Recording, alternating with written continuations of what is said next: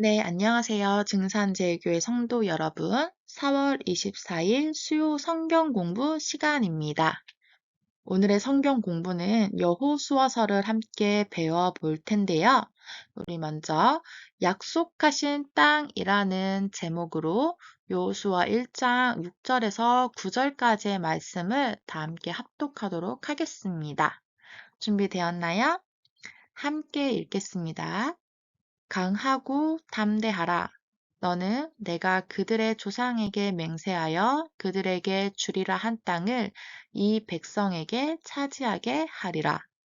오직 강하고 극히 담대하여 나의 종 모세가 내게 명령한 그 율법을 다 지켜 행하고 우로나 좌로나 치우치지 말라. 그리하면 어디로 가든지 형통하리니 이 율법책을 내 입에서 떠나지 말게 하며 주야로 그것을 묵상하여 그 안에 기록된 대로 다 지켜 행하라. 그리하면 내 길이 평탄하게 될 것이며 내가 형통하리라. 내가 내게 명령한 것이 아니냐. 강하고 담대하라. 두려워하지 말며 놀라지 말라. 내가 어디로 가든지 내 하나님 여호와가 너와 함께 하느니라 하시니라. 아멘. 우리가 지난주에 구약의 역사서에 대해서 한번 배웠는데요. 구약의 역사서는 크게 두 줄기를 가지고 있습니다. 전기 예언서라고 불리는 신명기 역사서가 하나 있고 성문서로 대표되고 있는 역대기 역사서가 나머지 하나입니다. 우리는 오늘 그 중에서 이렇게 먼저 여호수아서를 간략하게 살펴보려고 하는데요. 여호수아서를 들어가기 앞서 먼저 볼 것이 바로 이것입니다. 하나님의 약속. 하나님께서 언제 약속을 해주셨나요? 창세기에서 하나님은 아브라함에게 약속 두 가지를 해주셨습니다. 하나는 자손, 그리고 다른 하나는 땅입니다. 자손이 많아지게 하리라. 땅을 줄 것이다. 이 약속들 중에서 자손에 대한 약속은 아들 이삭을 얻게 되면서 실현이 됩니다. 그렇다면 땅은 과연 언제 주어지게 되나요? 바로 여호수아서입니다. 여호수아서에 와서 이제 하나님께서 주시리라고 하신 그 땅이 이스라엘에게 들어오게 되죠. 그래서 우리는 약속과 성취의 입장에서 성경을 읽을 때 앞부 구약의 제 가장 처음에 있는 5경에 플러스 여호수아서를 합해서 6경이라는 말로 성경의 처음 6권을 표현하기도 합니다. 그러면 이제부터 여호수아서가 어떠한 책인지 한번 살펴보도록 하겠습니다. 여호수아서의 구조인데요. 구조는 크게 두 가지로 나눌 수 있습니다. 먼저 총 24장으로 되어 있는 이 여호수아서를 반으로 나누는 거예요. 1장에서 12장까지는 군사 정복에 대해서 이야기를 하고 나머지 장은 그 땅에서 이제 어떻게 살아갈 것인가를 말해주고 있습니다. 그리고 두 번째 구조로는 처음과 같이 땅 정복에 대해서 반을 이야기하고요.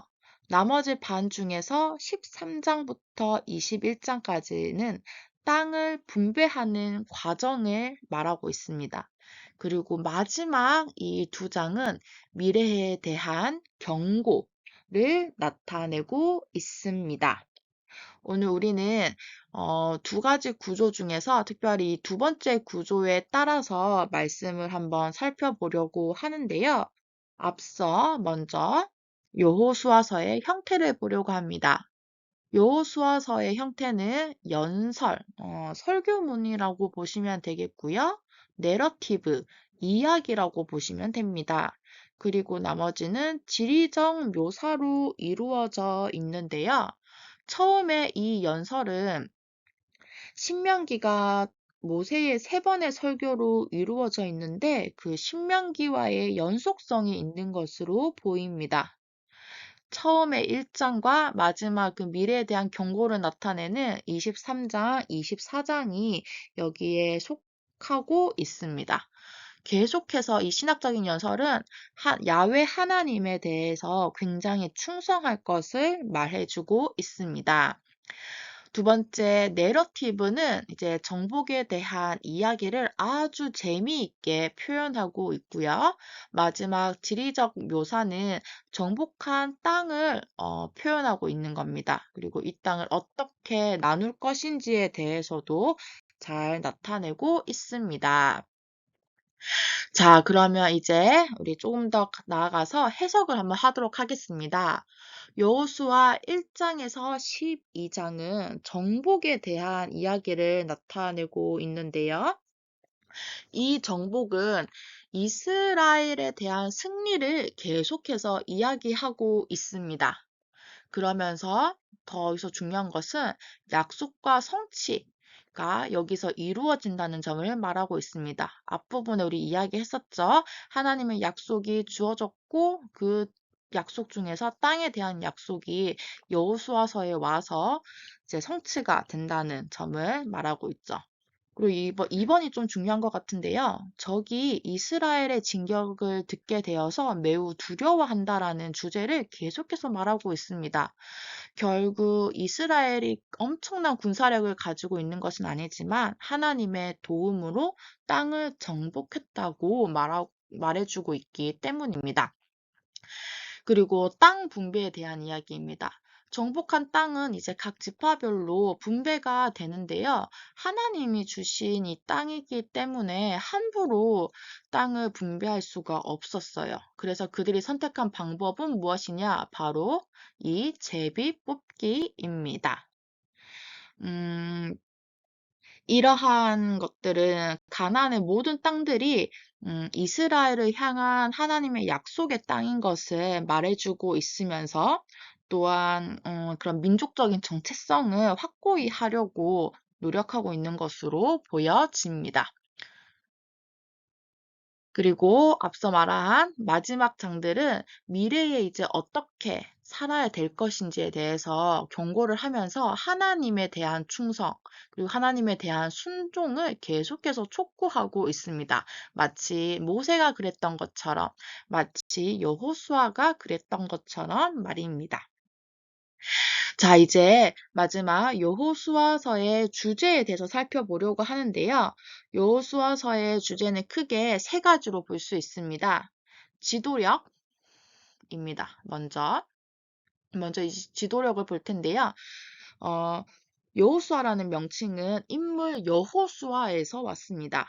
그는 모세의 후계자로 이스라엘 백성을 가나안 땅으로 입성시킨 인물입니다. 그리고 마지막에 가서는 야훼의 종으로 불리게 됩니다. 그가 결국 야훼 하나님께 속해 있었다는 인물이라는 것을 반증하는 것이지요. 실제로 그의 이름이 가진 뜻은 바로 구원입니다. 시리에 빠진 이스라엘을 전쟁에서 이기게 하고 그들이 야훼 하나님의 온전한 백성이 되도록 이끈 지도자이기도 합니다.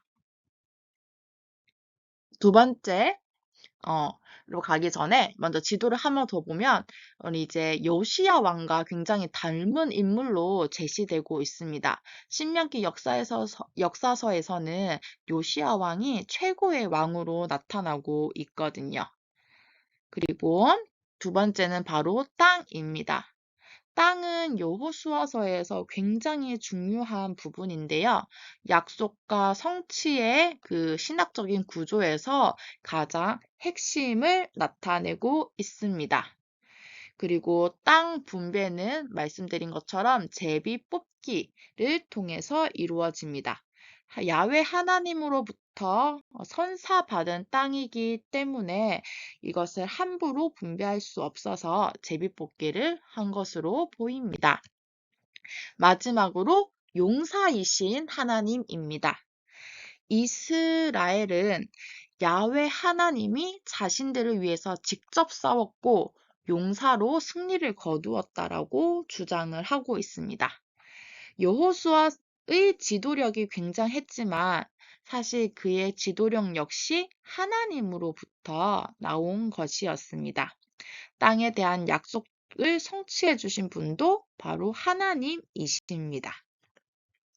이렇게 볼 때 여호수아서에서는 중요한 많은 것들이 있지만 결국에는 하나님이 이스라엘을 지키시고 하나님이 이스라엘을 위해서 친히 약속해 주신 것을 성취하신 분으로 나타나고 있다는 것이 아마 가장 중요하지 않나 싶습니다. 자, 오늘은 여호수아서에 대해서 한번 짧게 살펴보았는데요. 우리 다음 주에는 신명기 역사서의 또 다른 부분인 사사기에 대해서 짧게 살펴보도록 하겠고요. 오늘의 수요 성경 공부를 마치면서 주기도문을 하도록 하겠습니다. 하늘에 계신 우리 아버지, 아버지의 이름을 거룩하게 하시며 아버지의 나라가 오게 하시며 아버지의 뜻이 하늘에서와 같이 땅에서도 이루어지게 하소서. 오늘 우리에게 일용할 양식을 주시고 우리가 우리에게 잘못한 사람을 용서하여 준 것 같이 우리의 죄를 용서하여 주시고 우리를 시험에 빠지지 않게 하시고 악에서 구하소서. 나라와 권능과 영광이 영원히 아버지의 것입니다. 아멘.